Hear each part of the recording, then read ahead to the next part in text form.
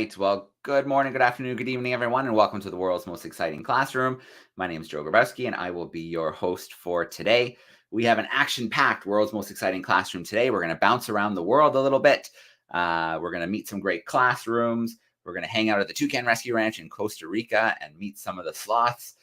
They're rehabilitating. We're going to visit the ship, the Oosterschelde in Punta Arenas. So it is going to be a very, very busy event. Of course, we're going to have our experiment of the week, our curiosity of the week as well. So buckle up. Let's get things going. If you are tuning in via YouTube, use that chat sidebar and say hello to us this morning. I see a few groups already saying hi from the Netherlands. Great to have you with us today. I am live in Canada. We've got classrooms in Canada and the US with us, as well as the United Kingdom. Joining us today. We will be in Chile, we'll be in Costa Rica. So like I said, we're going to move around a little bit today in our live event. So the first thing we'll do, like we like to do, is take a little look at our map. So DARWIN200.com, you can find a beautiful map where you can follow along the journey. So here we go. It should be up on the screen now. And as you can see, we've made our way along the coast of Costa Rica. We spent time in the Falklands. Then we went through here and into Punta Arenas. So you can see, if we zoom in a little bit, the Oosterschelde is right where we left her last week in Punta Arenas. So there we go. Pretty soon we will raise anchor again and we will start making our way through the Chilean fjords. I absolutely can't wait for that because I think we'll be able to do some really cool live events from the ship and hopefully have some stunning scenery as well as our backdrop for those live events. If you were with us last week, you know we did something pretty crazy. We took one of our Starlink units. We have two of them. We have one on the ship. It's a maritime unit.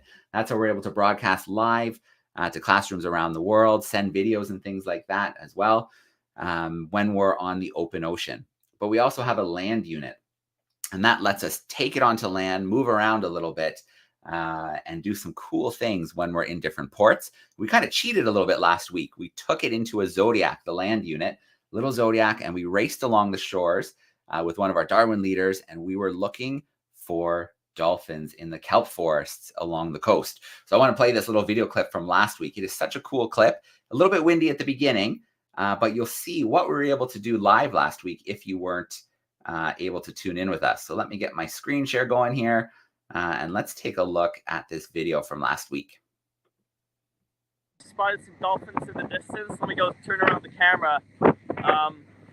Nico's starting to try to film me. Give me a second. Yeah. All right, there they are. There they are. Oh, yeah. Whoa.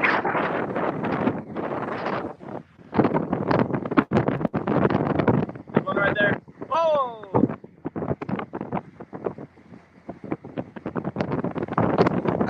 Oh my gosh, I can't believe we're doing this live. This is amazing. They are right under the boat.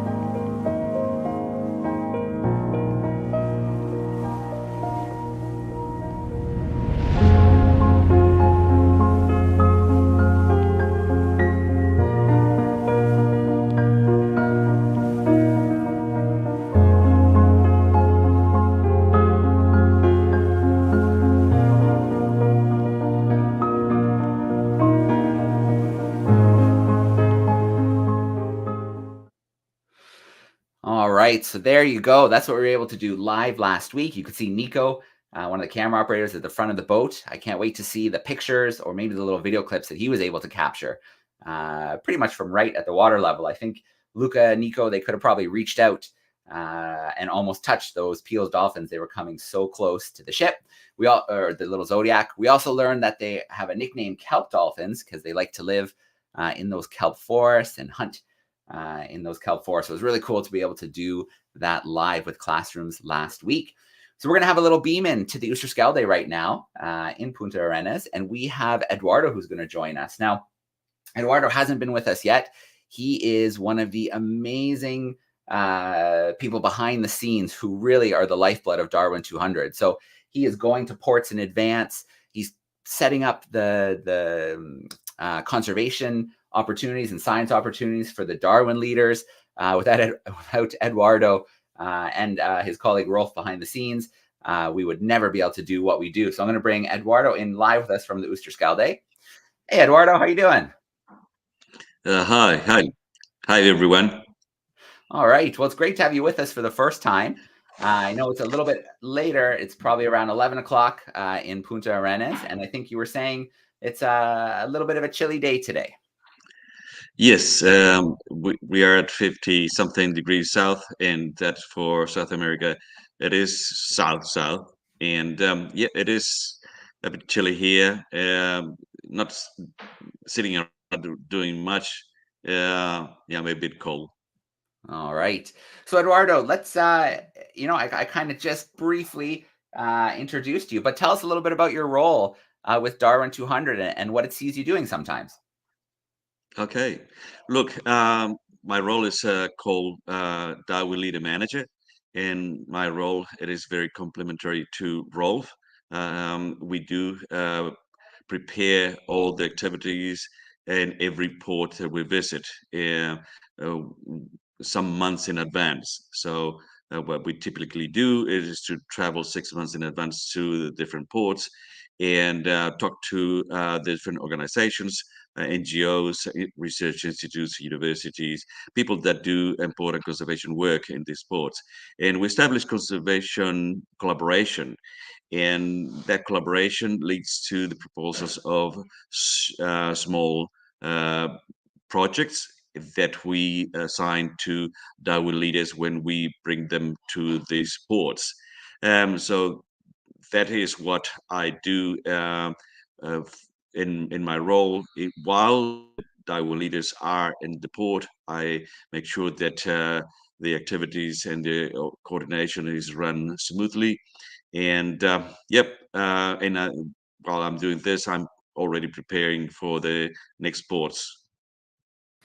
All right. So, Eduardo, last week we got a taste of one of the Darwin Leader projects, looking at dolphins and whales. We got to get right out in the Zodiac. Can you tell us about a couple other of the projects that have just wrapped up? Yep. We have finished all the projects in Punta Arenas and Puerto Williams. Yeah, we had 8 projects in total. The two Punta Arenas, the two Puerto Williams projects were about birds, shorebirds, and the impacts of bison on 3 of the iconic birds in Isla Navarino, which is Isla Navarino is very close to Cape Horn, uh, further south than Punta Arenas. Those projects were done there. The people that went there went by ferry, a 30-hour ferry from Punta Arenas. It is an epic journey down south, going through the Strait of Magellan and entering in the Beagle Channel, and the scenery is fantastic. Many glaciers and tall mountains and deep Patagonia. So apart from those 2 projects, there were other 6 projects here in Punta Arenas, projects that covered conservation challenges of Ramsar sites. One of this, it is the southernmost Ramsar sites in the world, and it receives migratory birds all the way from Alaska. So there are challenges there because that were looked in that project. Other projects were, as you mentioned, the conservation of the pale dolphins in the Strait of Magellan. Uh, Lais Chavez did that brilliantly. The next one was on protection of the feeding grounds of dolphins and whales in the Strait of Magellan, project done by Eugenia Oliveira. Coming down, we did another one on rediscovering the role of kelp forest in coastal marine ecosystems, a project that was covered Laila Muredes. Another very cool project was the one in further inland at the famous Torres del Paine National Park, and that was about threats of end conservation actions for the Wemul native deer. Um, uh, yeah, it is fantastic. And there are challenges, and that we need to really to manage to in order to improve the.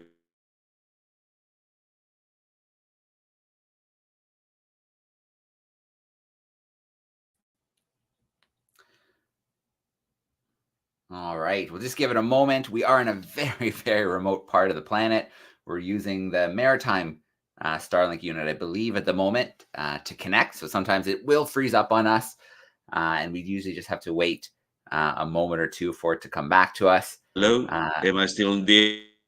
Oh, Eduardo, I think we're just getting you back. It froze for a moment.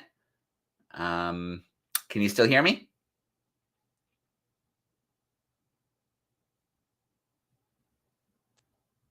Hello, hello, Yeah. hello. Hey, oh, we got you back, Eduardo. We lost you for a moment. Okay.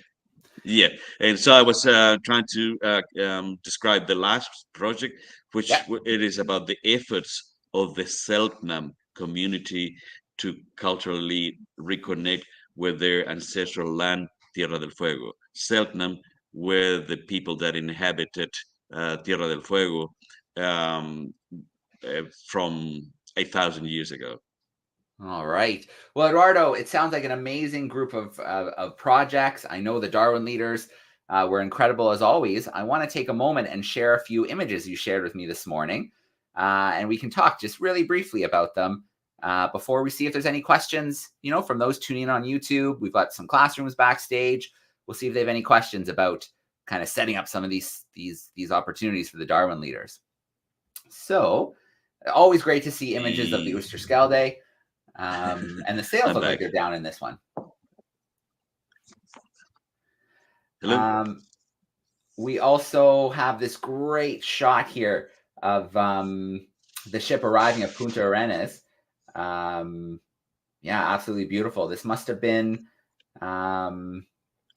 just at sunset when the ship arrived. Indeed. Yeah, great timing.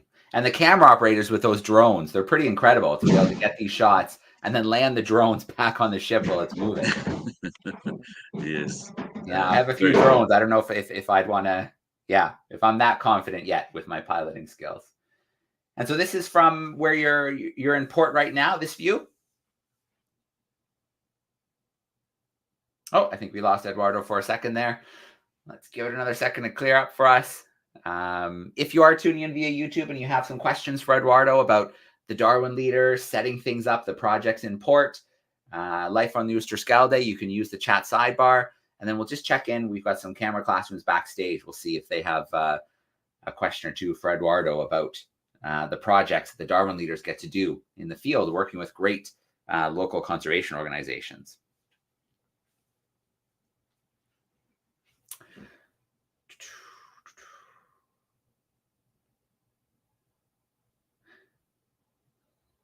Oh, okay. So he got kicked out, which means he's going to try and come back in and join us. The excitement of connecting on pretty much as far south as you can go before you cross the Drake Passage and make your way to Antarctica. So they are really pretty down there, the bottom tip, the southernmost tip of South America, pretty much getting to the bottom of the planet. While we wait, I will scroll through a few more pictures here and just chat briefly about them. So that is the view from where they are in Punta Arenas right now. I'm going to bring Eduardo back in. I see him. Hey, Eduardo, we're having a little trouble with the connection, but I think we got you back. Yeah, it is a bit patchy. Yeah. So do you see a lot of ship traffic coming through this area, these straits? Not much compared to other busy ports, but I have to say that I have not paying much attention. I've Yeah. been busy working under the deck. Yeah, understandable. So this next image here, there we go. You did get to get out a little bit and explore some potential areas for filming where the leaders might be. So where are you guys in this one? So in the photo, you can see Alvaro Israel, expert, seaweed expert, and it's Patricio Cáceres, the other one facing me. And we are going to Faro San Isidro, which is about 80 km south of Punta Arenas. It is a fantastic area. On the right-hand side, a little hill that you see there keeps climbing up. It is Mount Tarn, a mount that Darwin climbed in 190 years ago. And Oh so wow. we are going to, in this boat, to the lighthouse, San Isidro Lighthouse, and to check the kelp forest there because they are incredibly healthy there. And so we wanted to see whether we can take the Darwin leader in her project to dive there. It proved out that it was a bit too far for them, so they picked up a different location closer to Punta Arenas. But still, we had a fantastic time there exploring the area. All right. And then we have a few shots here of some of the leaders and scientists getting ready to leave. Arriving Oh, actually arriving. to Okay. the um, research institute in Puerto Williams. So you can see the full team of different projects, plus Rolf on the right hand side, and the Darwin leaders and camera operators. Uh, it is great to see them all because most of them I know from way past. They're colleagues of mine. I'm a marine biologist, and I have been there several times. All right. So just a couple little photos here from the ferry crossing. Very cool. And then this last photo is pretty exciting. Can you tell us a little bit about this stop here? Yeah, there is a place in Punta Arenas where there are three tall ships. One of them is the Her Majesty ship, the Beagle. It's a replica of the Beagle, and it was built there about 15 years ago. And it's an open museum. Everyone can go there and visit the boat, climb in, and have a feeling of what it was like to be inside a boat like that for years. All right, amazing. HMS Beagle. Darwin spent 5 years going around the world on Yeah, that ship. indeed. I imagine the Oosterschelde is a tiny bit more comfortable, I think, than Oh maybe yeah, life on the Beagle. and less crowded. Yeah, Yeah. very cool. All right, well, I'm going to come back from that screen share. We'll take those photos down for now. There we go. And Eduardo, let's check in. We've got a couple of classrooms hanging out with us backstage. There's more via YouTube. So let's see if there's a couple questions before we let you go today. So we have Miss Wells, grade 6 class hanging out with us. They are in Canada. How are we doing, Miss Wells crew? All right, very cool. Do you have a question or two for Eduardo about life on the ship, about what it's like going to the ports early and setting up these really cool conservation projects? How long are you guys usually on a boat for time? Sorry, I couldn't hear that. How long? How long are you guys on there at a time? Um, it depends. The depends on the length of the length. So here from Punta Arenas to Talcahuano, a port in the middle of Chile, will take 12 days.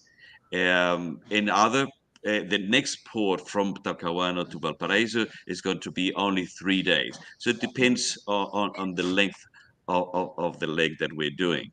But yeah, this coming up leg, it is one of the epic legs, the 12 days. sailing in the fjords and channels of southern Patagonia. All right, great question, Bud. Do you guys have one more there for us? Anybody We else? will come back to you a little bit later too. We'll get some more questions. What was the longest time you were on the ship for? On this boat, because my role is to coordinate the things I do on the ports. I don't sail much, but I have sailed prior on other sailing boats 40 days. So last year, at this time of the year, I went all the way to Antarctica from Puerto Williams and all the way to the southernmost part of the Antarctic Peninsula and back to the continent. So 40 days sailing, pretty exciting time for me. All right, very cool. Eduardo, a question here in the YouTube chat about time in port. So when you go somewhere in advance, roughly how long does it take you to set things up, to lay the groundwork when you visit somewhere? Usually I go for a week, 6 months in advance. I talk to people and I set up the initial stages of the collaboration. And then when we come back with the port, I arrived 3 days in advance to the port again and making sure that everything is okay, is running smoothly, and we're going to have all the things that we expected to have. All right. We have the creator class joining us in the UK. So I'm going to bring them in. They're joining us via audio. So we have their microphone. If you have a question or two for Eduardo about the conservation projects, getting out in the field, yeah, we'd love to grab a question or two. You just have to unmute the microphone for us.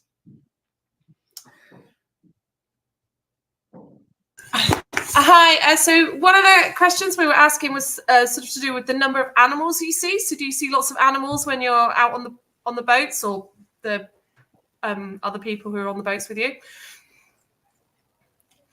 Yes. Usually we have whales, dolphins, a lot of different species of seabirds.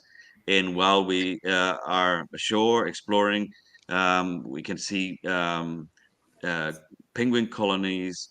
We can see elephant seals, different type of other marine mammals. Yeah, so it depends on where we are, but usually we can spot a lot of wildlife. So creator class, if you remember after the event, send me a little email and I'll send you a little video clip from the Falklands showing some of those really cool animals that Eduardo just mentioned. I have a nice little 5-minute clip that I put together from some of the footage that was sent to me. So I can share that with you guys after the event. Oh, that would be great. Thank you very much. All right. Do you have one more for Eduardo before we let him go? No pressure. Oh yeah. What was your favorite place that you've ever sailed to? Ooh, it is difficult because all of them are so nice and exciting. To me, new places were in Rio de Janeiro. Because I have not been there before, completely different landscapes and of the things that I'm used to in the higher latitudes, New Zealand, Chile, etc. So Rio de Janeiro was a highlight for me so far. All right. I'd have to agree with you. I caught up with the ship there in Rio, and that was, wow, what a place. Really cool spot to visit. I'm glad we got to spend some time in the Atlantic rainforest. Eduardo, Miss Collins' crew is online, and they want to know, do you know offhand when the Oosterschelde was built? 1917. Wow, 1917, so over 100 years old. Mm-hmm. Yeah, beautiful, beautiful ship. If you visit the DARWIN200 website, I believe there's still a virtual tour of the ship online. Or you could visit, I think, the Oosterschelde website as well. We'll have a nice little virtual tour. So check it out there if you want to see a little bit more of the interior of the ship. Eduardo, thank you so much for being with us today. It's the first time we've gotten to steal a little bit of your time. It was great to introduce you to some of the classrooms who are following along with us. And we're excited for the next leg to come. Thank you very much for the opportunity to connect with cool people. All right. Thanks so much, Eduardo. We're going to sign off from the Oosterskalde for now, and we'll see you soon. Bye. All right. So there we go. Meeting Eduardo, catching up a little bit on what it takes to bring the Darwin Leader projects together. We've met so many Darwin leaders. We've seen their videos, but it's nice to get a little taste of behind the scenes and what it takes to make those projects successful. And the answer is a lot of work ahead of time, but it is so, so worth it. Now, we are going to have the Toucan Rescue Ranch join us from Costa Rica shortly, and we're going to spend a little time learning about the work that they're doing. But while we wait for them to come in behind the scenes, we need to catch up on our experiment from 2 weeks ago. So our experiment was the colored water experiment, or sorry, colored flowers. And so Stu went through the experiment from our Darwin studio in Poole in the United Kingdom. And now we're going to watch our little video and we're going to find out just what the results were. So here we go. We're going to share my screen one more time and let's take a look at our experiment results.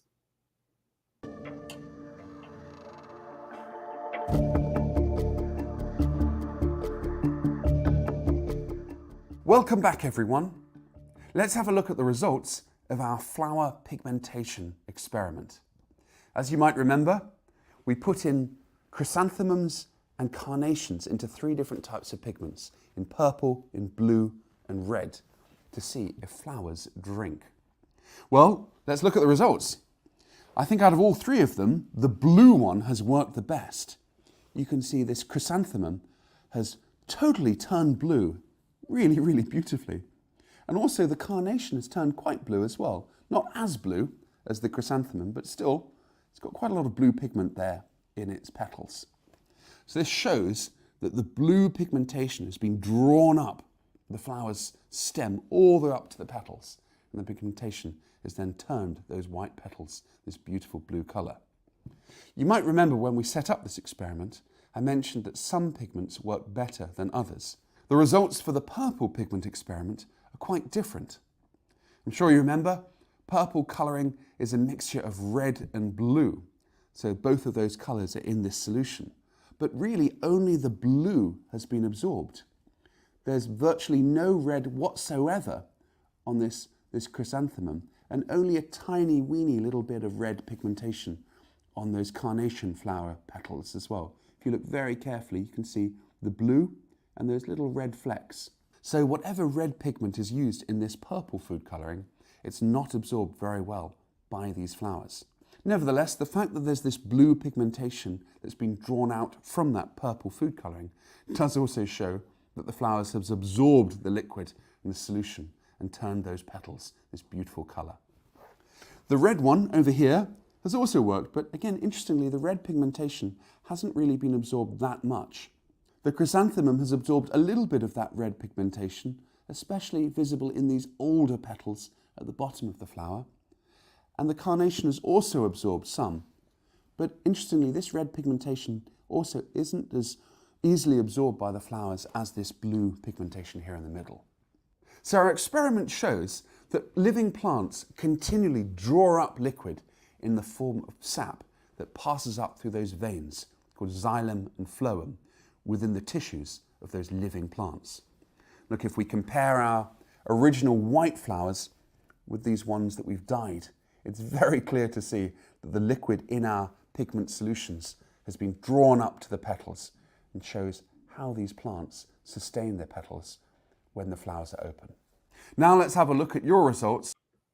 All right. So a huge shout out to Stu for filming that answer for us. Next week, we will see our leaf compass results as well. Stuart is in the Falklands still. He's in a very, very remote location, so getting a hold of him is very, very tricky. So we're very grateful that he sent us those videos in advance, so we have them ready for the world's most exciting classroom. So I did promise that we were going to head to Costa Rica today. Before we do that, I'm briefly going to touch on the experiment we're going to do after we spend time with Andrea at the Toucan Rescue Ranch. We have a new experiment this week. I am going to do it live from my little basement studio. It's a very cool experiment that has to do with water solubility and density, and you don't need a lot for it. I'll give you a little taste. You need a pan, so glass, preferably. Glass is actually the best way to do it. Some dry erase markers and some water, and we're going to do a really cool experiment after we spend some time with the Toucan Rescue Ranch in Costa Rica. So just outside of San Jose is the Toucan Rescue Ranch, where they have been rescuing and rehabilitating Costa Rican wildlife for a long time. Toucans, sloths, porcupines, birds of prey, parrots, you name it. If it's a native Costa Rican wildlife, it can find a safe spot to be rehabilitated, hopefully released back into the wild, but can become a forever home for some sloths that just can't be released back into the wild. So I'm going to grab Andrea behind the scenes with us. Let's bring her in. Hey, Andrea, how are you? Hi, Joe. I'm fine, and you? Good, good. It's so great to see you. It's been a little while. I know, right? It's good to be back. All right. How are things in Costa Rica? It must be rainy. Is it rainy season right now? No, dry season. It Yeah. should be the transition to the dry season, but it's been raining. It's been very cold these days. I'm actually wearing my Sloth Ermengarden's hoodie today. That's how cold it is. But yeah, I'm pretty sure it's not even as cold as you guys are in the States or in Canada or wherever you guys are. Oh yeah, we've got snow outside here in Canada, so yeah, it's definitely a little warmer where you are. Yeah. Cool. All right, Andrew. Well, it's great to see you. I'm going to let you take over for a little bit. We'll have some questions from the classrooms. We are very excited for another visit to Toucan Rescue Ranch. Same. So welcome you guys to the Toucan Rescue Ranch. As Joe was saying, we are both a rescue center and a sanctuary here in Costa Rica. And so we do specialize in a lot of different animals, but we have worked with sloths since 2007. So they've been a very cool species to work with. Sloths, they don't get the credit they deserve, honestly. They are such amazing animals, and people just think of them as, you know, those lazy beings that move very, very slowly. They don't do much throughout the day, and they just eat leaves. That's basically what people know about sloths. And there is so much to learn about them. There is so much to say about them that I actually don't know how I'm gonna do in 10 minutes. And so here, as I was saying, we have been specializing in sloths since 2007. We started with Amelie, who unfortunately is not with us anymore, but she was the one who started it all for sloths here at the ranch. And so back in 2007, people didn't believe it was possible to hand raise baby sloths and then put them back into the wild. And so since the very early process, we rescued several sloths that were not raised with that purpose of going back into the wild. We're actually going to get to know one or two of them. And then we started with what we call the Saving Sloths Together program. So I know that most of you guys go to school. Did you guys know that sloths also go to school? At least ours, they do. And they actually like to go to school. They get to learn a lot of different cool things. For example, how to go to the bathroom, which is a very important task for a sloth. They also get to learn what leaves to eat and what things to eat, where to climb, how to climb, and all of those kinds of cool stuff. So I'm gonna switch my camera. If you give me just 1 second. And I'm going to be showing you guys some of our sloths. Actually, Georgie just went to the other side because, of course. So this one right here is Georgie. Georgie is one of the original sloths, and so he was one of the first ones we got to rescue. He was the third one. He came right after Millie and Milo. Hopefully, we're gonna get to see Milo in just a little bit. Hi, big boy. When he came here, he was actually the tiniest sloth we had ever rescued. And for a long time, he remained the tiniest sloth under our care. But now he's actually the biggest sloth we have here. He weighs around like 8 kilograms, which could be around like 16, 17 pounds or so. And he's also one of the most aggressive sloths we have over here.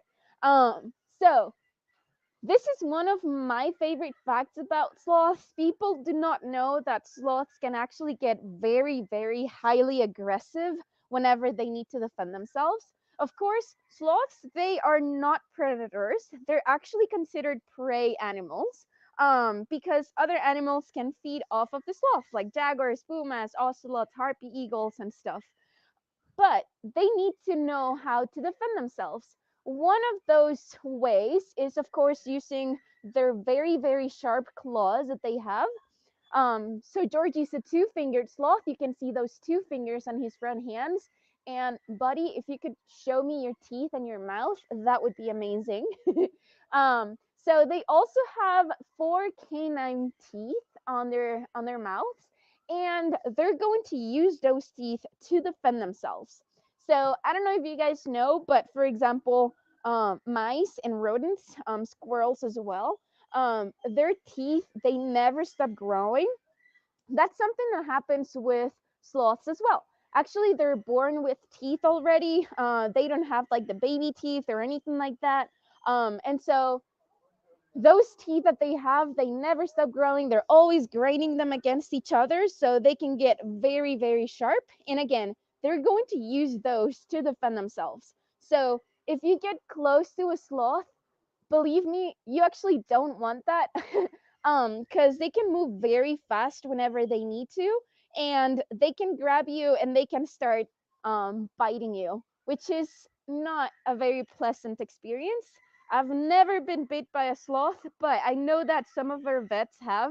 You know, it takes a couple of seconds until they actually grab you and they start biting you.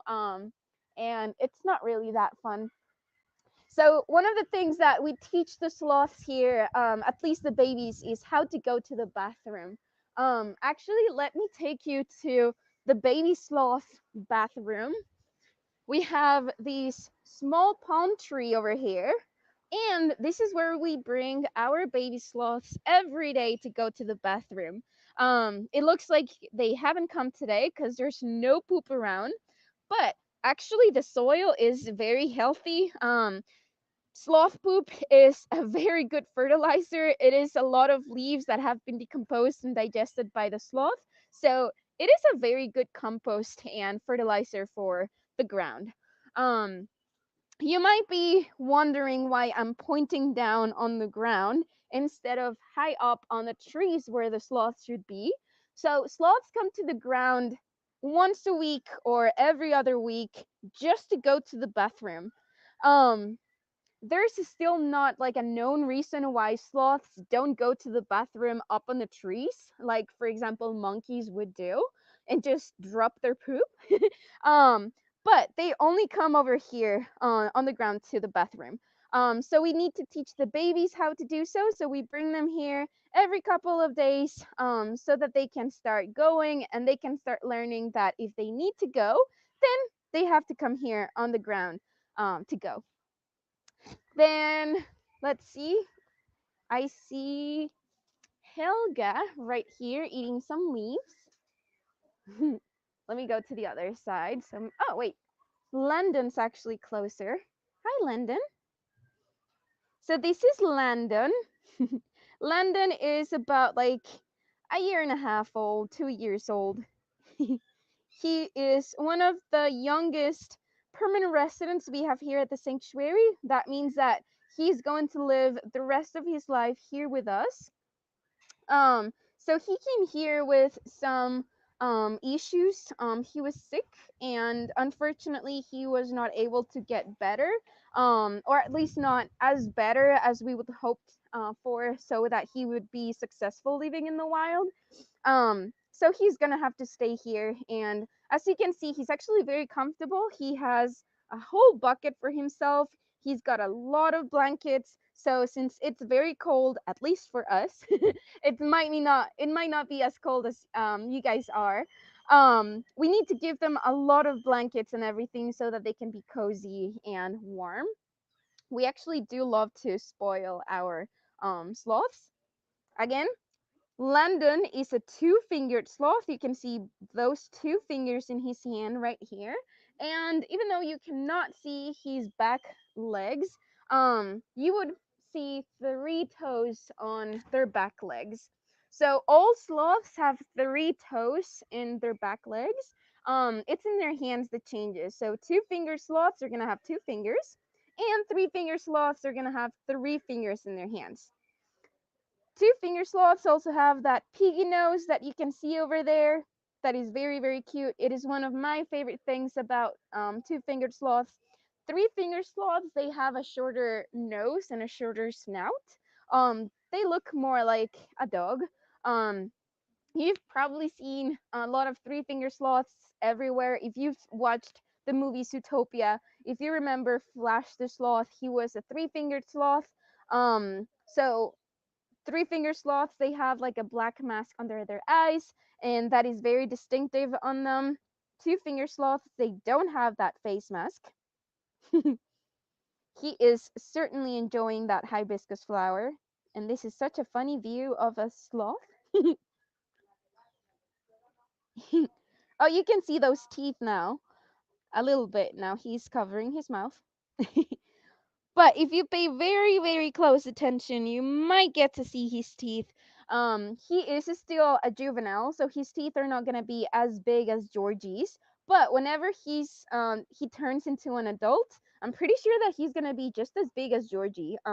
Just because he looks very big already. He's growing by the day, and he's gaining weight by the day, which is something that we always want to see. So we're actually very excited on Landon's progress. Me doing. As you saw, he was munching over that hibiscus flower. So if you guys like candies or chocolate, these hibiscus flowers are kind of like chocolate for the sloths. They're very, very sweet, and they really, really like them. Now, something very interesting about sloths is that even though most of their diet is based on leaves, that means that they eat a lot of leaves. He actually ate all of these leaves over here. They can also eat some other things, for example, flowers, seed pods, fruits, and in the case of two-fingered sloths, we like to call them opportunistic omnivores because they can also eat some other things such as insects, a baby bird, or a bird's egg. So we call them opportunistic because if they find the opportunity and, that moment that, let's say, Landon right here was actually in this tree over here, if there was a bird's nest over here and the parents are looking for food or they're somewhere else, and the sloth sees that nest, they're gonna go and they're gonna grab it and they're gonna eat either the baby birds or the bird's eggs. So that's gonna give them a bit of extra protein, which is just what they need. Three-finger sloths, they don't like to eat as many things. They actually just mostly eat leaves and sometimes flowers or seed pods, an occasional insect here and there if they find one, but they're not gonna go after nests if even if they're on the same tree that they're in. What are you doing? So Joe, I don't know if there's any questions. Oh, I have no doubt there'll be some questions, Andrea. Thank you so much for introducing us to some of the residents, telling us a little bit about the sloth school that the sloths go through, the ones that can be rehabilitated and released. And yeah, thank you so much for this nice up close and personal view with Landon as he enjoyed that delicious hibiscus flower. Of course. All right. Well, let's grab some questions. I see Senora Ellis's class has joined us. They're backstage. If you want to use the private chat to send us some questions, please go ahead. It looks like your devices didn't connect. But let's start with Miss Wells' grade 6 class. See if they have a sloth question or two for us. How long does sloths live and how old is Georgie? So Georgie's around like 14 years old, and I cannot tell you how long they live, at least not in the wild, because unfortunately there hasn't been anyone that has been following sloths since the moment they're born till the moment they die in the wild. So there's not like an estimate lifespan that I can give you. here we like to say somewhere between 20, maybe 30 years in the wild. However, in captivity, that can change. I know that there are some sloths in zoos in the UK and also the States that are over 40, 50 years old. All right, let's grab another question from Miss Wells' crew. Jackson.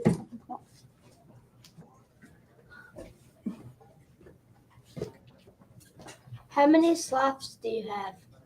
That is a great question. So the number is constantly changing.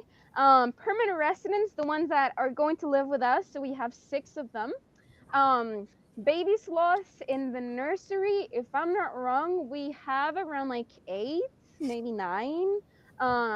Then sloths in elementary school, no, in preschool we have around like 8 or 9. In elementary school we have 3. And then in the university we have a couple. So there's a lot of sloths. All right, let's squeeze one more in if there's one more from Miss Wells' crew. Kaylee.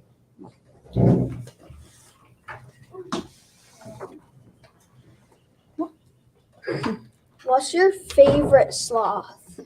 Oh, I cannot tell you that.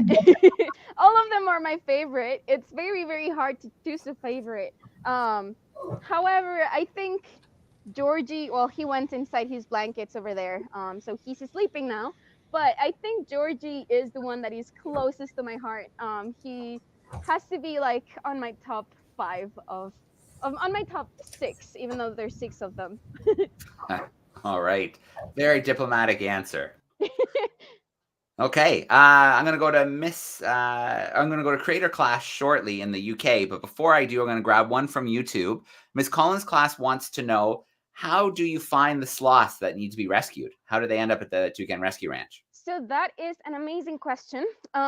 Most of the sloths that we have to rescue, it's people from, normal people, like normal citizens, that they find a baby sloth or an adult sloth that had to be rescued. They call either us or the wildlife police, and then we go and rescue them. So most of them come because the wildlife police brings them to us. But sometimes, again, normal citizens, they bring us the baby sloths or the adult sloths. Sometimes it's also the firefighters. So we have to rescue a lot of sloths due to electrocutions and, if they are run over by cars or something like that. And so they call the firefighters, and they sometimes help around as well. And so, yeah, they come from all over Costa Rica. Most of the sloths that we do rescue come from the Caribbean side, but they can come from all around Costa Rica.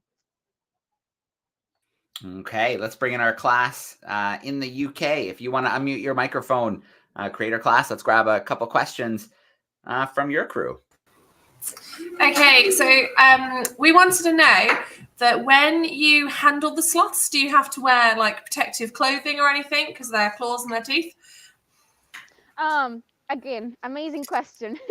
So whenever we have to handle them, which is not, we don't go and hug them, we don't go and cuddle with them or pet them. That's something that we don't do, neither with the sloths or any other of our animals here at the ranch. But whenever the vets have to handle them for some reason, if we have to move them from one place to another, we use the buckets that they're in. So those buckets, they're kind of like their home, their bed. They know them, they know that they're going to be safe. And so we're going to use those buckets to move them around. But if there is a sloth in the clinic that we need to, treat or whatever, we need up to 4 or 5 people to handle just one sloth. So we need one person to handle and to like restrain the head, and one person per limb. So you're gonna be struggling a lot because they're very, very, very strong. So it takes a lot of strength and a lot of people, a lot of communication, and also a lot of trust in your team. All right, you have another one there for us, creator class? Yeah, we were wondering how many sloths in total do you reckon you've rescued? That we have rescued? Ooh. I'm just gonna throw a random number. But I'm gonna say between 3 to maybe 500. And like since we got started, I know that since the past years we have rewilded at least like 2 to 300 of them. So there's been a lot of, babies and adults that fortunately get to go back into the wild. I think the last number that I heard was like around 200. Hmm. All right. Thanks, Creator Class, for those great questions. So what I'm going to do, Andrea, is I'm going to set up the Kahoot in the background. And while the Kahoot sets up, we're going to do a couple more questions, and then we'll let you get back to your day, and we'll play the Kahoot quiz. So for those who are joining us, we're going to play a little Kahoot quiz, just 4 little questions from about sloths. And then there is a 50-pound prize for the class that or the student who comes in first place today. So I'm going to share my screen, and in the background, you will be able to load up and get ready. And then we'll ask Andy more questions while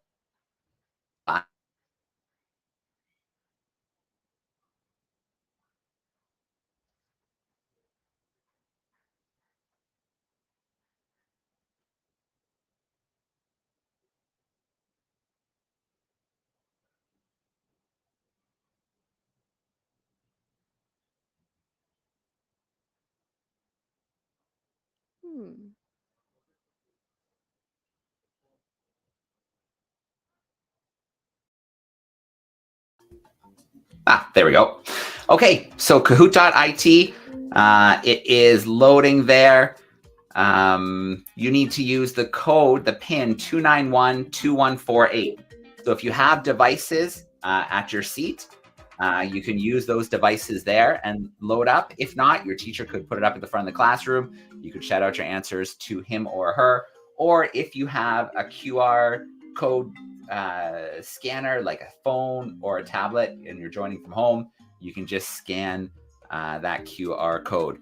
Okay, while we wait for students, let's do a few more questions, Andrea.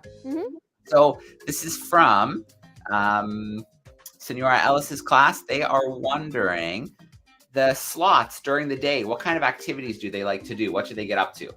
Okay, so it depends on the sloth. If it is a 3-fingered sloth, they're going to be up and about. They're going to be looking for food. If it's a boy, they're going to be looking for a girl, for a girlfriend and everything. They're also going to be napping all throughout the day, just to, have that extra energy. And if it is a 2-fingered sloth, actually during the day, most of them are going to be sleeping or napping away, because 2-fingered sloths are mainly nocturnal. So that means that they're active mainly during the night. All right, very cool. So that does answer a question. We had a question online from Beth and Miles in the UK. They were wondering if you have any 3-fingered sloths. So definitely you have in the past. Do you have any currently? I don't think we do. At least not here. I think at the release site we do have a juvenile one.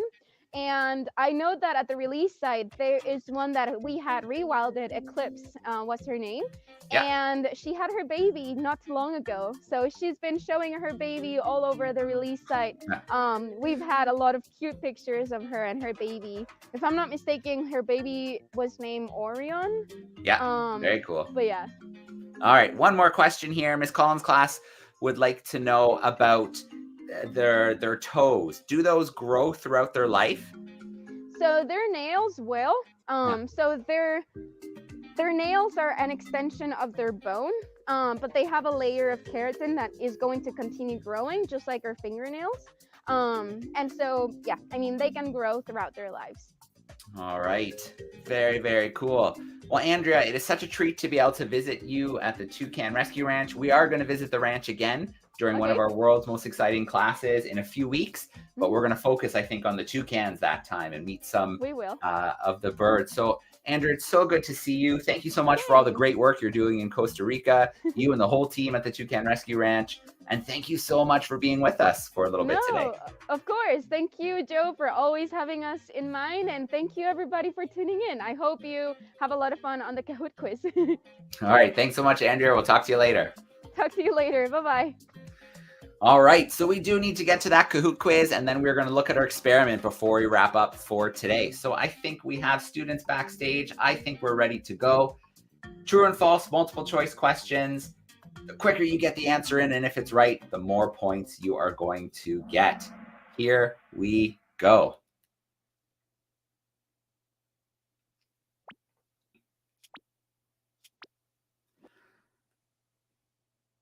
All right. How many times a week do sloths go to the bathroom? Did we learn it's once, twice, 4 times, or are they going daily? So how many times a week do sloths go to the bathroom? Once, twice, 4 times, or every day? So you have lots of time to get your answer in. About 10 seconds left on the countdown. How many times a day did Andrea tell us those sloths are going to the bathroom? Or how many times a week, sorry. All right, it is once. About once a week, they'll make their way down to the base of a tree, and then they'll do their business. But that also makes them vulnerable to predators at that time when they come down low to the ground like that. So the amazing Bobcat is in first place. Let's go to our next question. It is a true or false question. Sloths aren't very aggressive when defending themselves. Is that true or is that false? That sloths, they aren't very aggressive when they defend themselves. True or false? So what do you think? Are they kind of laid back and they don't really fight back hard, or are sloths aggressive? So true or false, they aren't very aggressive when they defend themselves. All right, good job, crew. That is false. They can move very fast. They have their sharp toes or claws. They have very, very strong teeth. So they can definitely be aggressive if they need to defend themselves. All right. Aquatic gator in first place. Our next question. Why do sloths move so slowly? Is it because their fur is heavy? Is it to conserve energy? Is it because they aren't good climbers? Or is it because their vision is poor? So you have 4 options there. Why are sloths moving so slowly? Is their fur too heavy? Do they do it to conserve energy? Are they not good climbers? Or is their vision poor? You still got some time on the clock, on the counter. Let's get those answers in. All right, a little bit of a spread there. The answer is to conserve energy. Sloths are obviously very good climbers. Their fur isn't that heavy, so that's not a problem. They actually have really good vision. It is to conserve energy. Sometimes you don't get a lot of nutrients in when you're eating leaves, so moving around slowly, if you don't have to move quickly, is a good strategy. So what did that do to our leaderboard? The aquatic gator is still holding down top spot. We have one more question to go. All sloths have 3 toes on their back legs. Is that true or is that false? All sloths have 3 toes on their back legs. Is that true or is that false?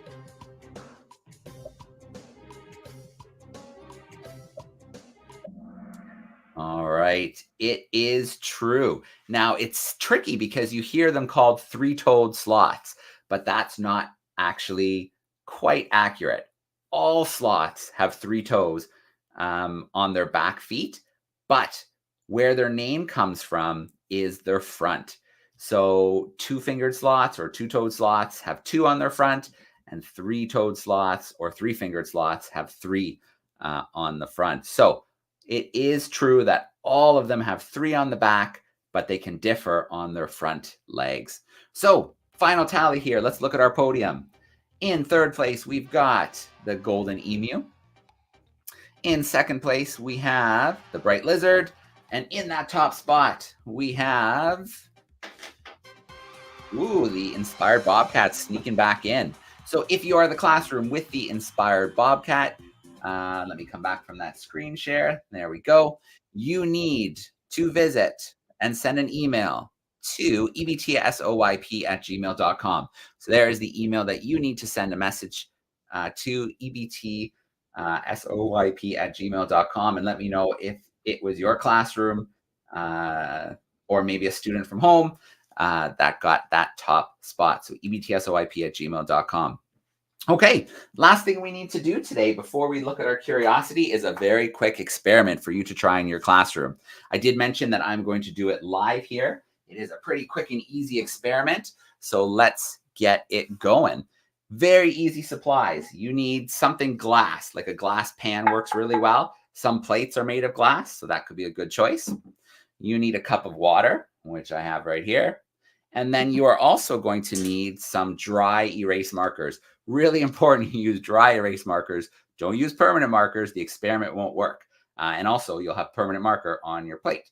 So dry erase markers are really important. I have a second camera here. I'm going to switch to my second camera. Here we go. Perfect. So you should see my second camera come online now. I'm going to make that full screen. There we go. So you can kind of see this desktop view that we're dealing with here. I am going to do this little experiment one-handed. So let's give it a try and see how it works out. You need to draw some designs on your glass plate. So the first one I'm going to do here is I think I'm going to do a stick figure. So I'm going to make sure I outline the stick figure nicely.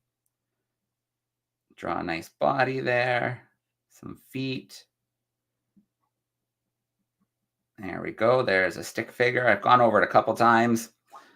I am going to grab green and we'll give that stick figure a partner here. So here we go. All right, we're doing this live, so hopefully it works out nicely for us. There we go. And then maybe the last thing I'll do in red, I'm not a great artist, so bear with me. I'm going to draw a little mini Oosterschelde. So here we go. There's the ship. Important that I include 3 masts because it's a 3-masted ship. So 1, 2, and 3. And then we'll put some really bad looking little sails here on top. There we go. So what am I going to do now? I am going to take some water. Let's get the camera view adjusted. And I'm going to slowly pour it into this glass dish. Not too quickly. Slowly add this water in. You might see something starting to happen here with our drawings.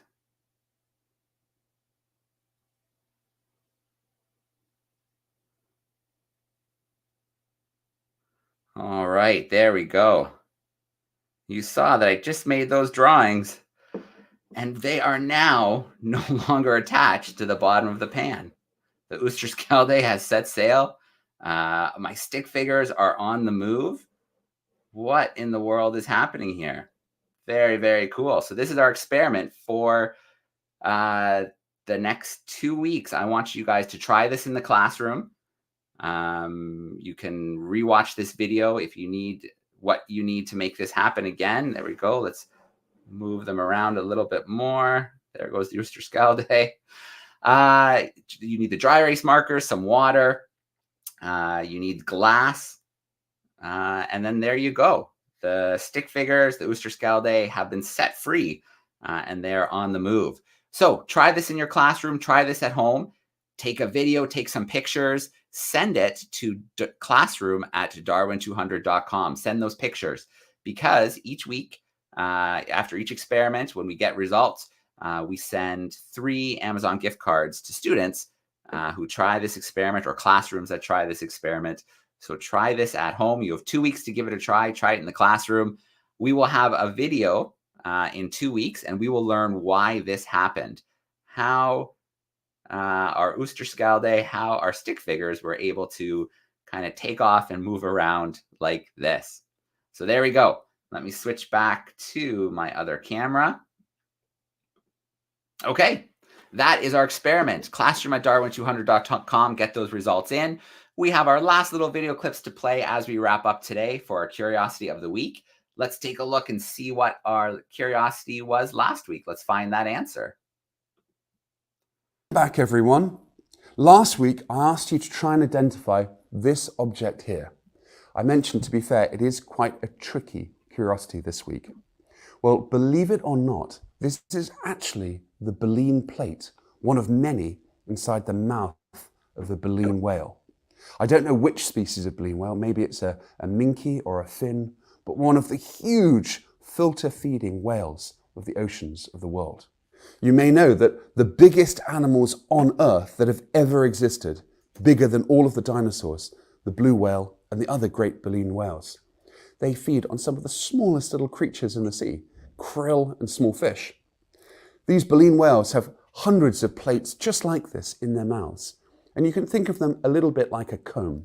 Hundreds of these side by side, and these strands close the gaps in between those plates. So when the whale opens its huge mouth and brings in water, it then pushes the water with its tongue through these plates, filtering out the krill against the side of these baleen plates. So if you guessed the baleen plate of a whale, you guessed correctly. Well done, and let's see if you can guess the identity of this week's curiosity. All right, let's take a look at this week's curiosity before we wrap up for the week. Back everyone. This week's curiosity is this pair of strange sheets. They have a golden shine. They're definitely not man-made, although they do look a bit like plastic. And to give you a little bit of a clue, they're semi-transparent, they're translucent. You can kind of half see through them. Can you guess what these are? Send in your best answers to classroom@darwin200.com and join us in 1 week's time to find out the answer. Good luck. All right, so there we go. Challenge made for the week, or curiosity of the week. You have 1 week to get your results in. Again, it's the same spot, classroom@darwin200.com to get your guesses for the curiosity of the week. We are going to wrap up for today. Maybe we'll take one more quick look here at our Oosterschelde that has set sail and our stick figures. What in the world happened there? Find out in 2 weeks. Oh, we lost stick figures legs there. Find out in 2 weeks when we have our results video for this experiment. Last thing we're going to do today, a huge thank you to our sponsors, our partners, without whom none of this would be possible, the Darwin 200. So we are going to end our event with a thank you to our partners and sponsors. Have a great week, everybody, and we'll see you again next week.